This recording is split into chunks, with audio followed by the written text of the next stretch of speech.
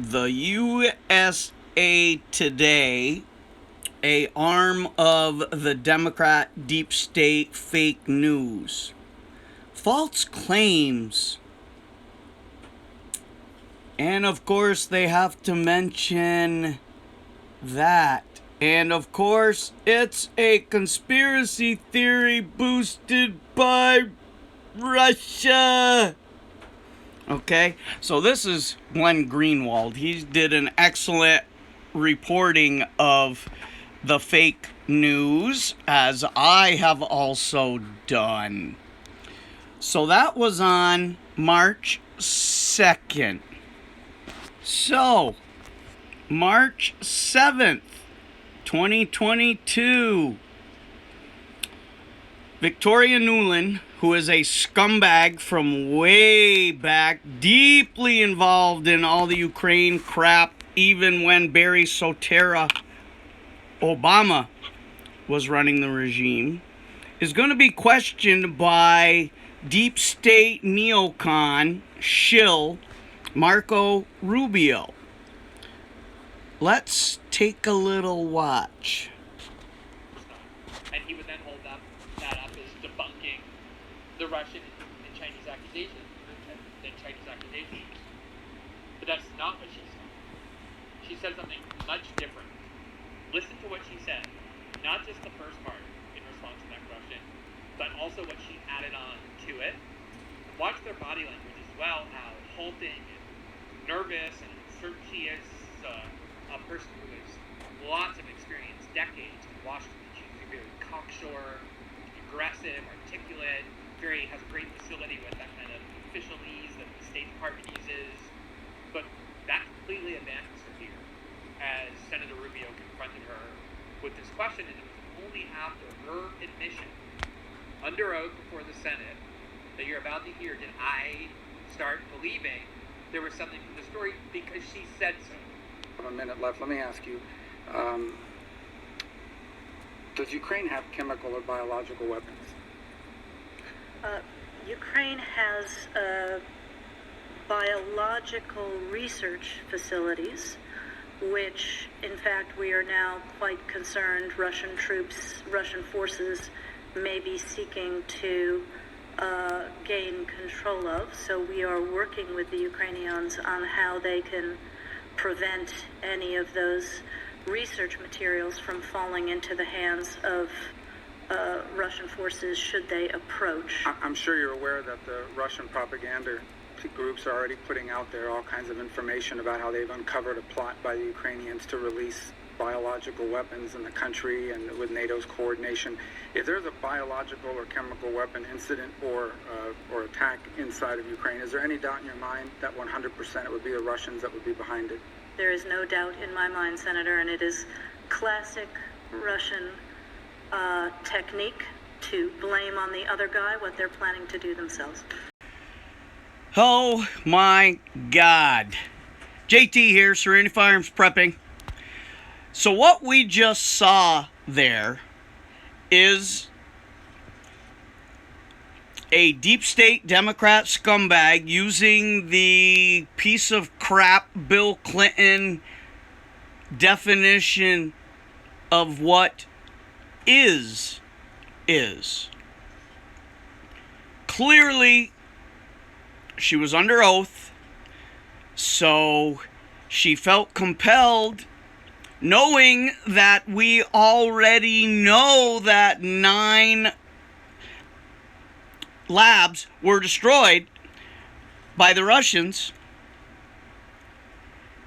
So she had to tell some semblance of the truth without using the exact words for what the truth really was. And you can see she is a long-time government scumbag. She should have been way more confident. She obviously was very nervous. Her body language was pathetic. And she obviously was trying to lie while knowing she had to say enough truth to not be perjured under oath. What we also saw was what a scumbag and traitor Rubio is, which many of us have known since Gang of Eight, which he was the leader for amnesty. Immediately, he focused it right on, is there any doubt in your mind that it would be 100% Russians if there was an attack?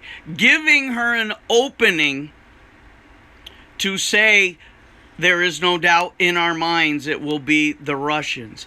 Then, laughably, she projects, saying that Russia has a habit of saying the other guy's going to do exactly what they're going to do, when that is exactly what Democrats do every moment of every day. So by her saying, projecting that the Russians are being projectors, she's telling us what the Democrats plan on doing. And I have said, everything they say accuse the Russians of going to be trying are what the Democrats are going to do to us. But this isn't the only fake news story the last couple days. Remember the horror and terror and humanity. Russians bomb maternity hospital. Yeah, well, I have information that kind of disputes all that. Let's take a look, shall we? Let's go in the time way back machine. Who remembers this?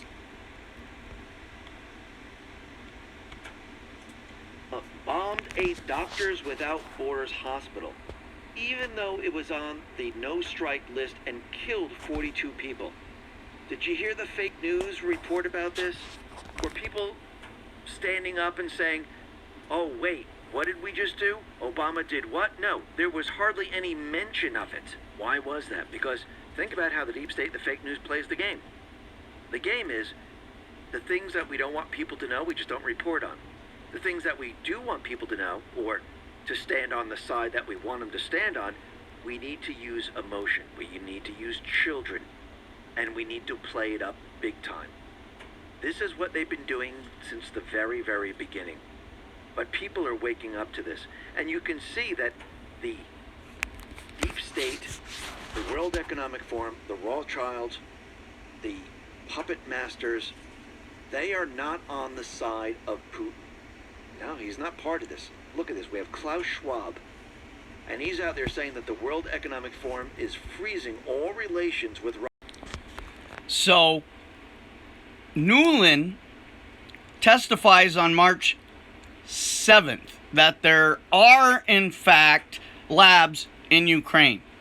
On March 9th, 2 days later, the Department of State, fact, the United States does not have labs in Ukraine.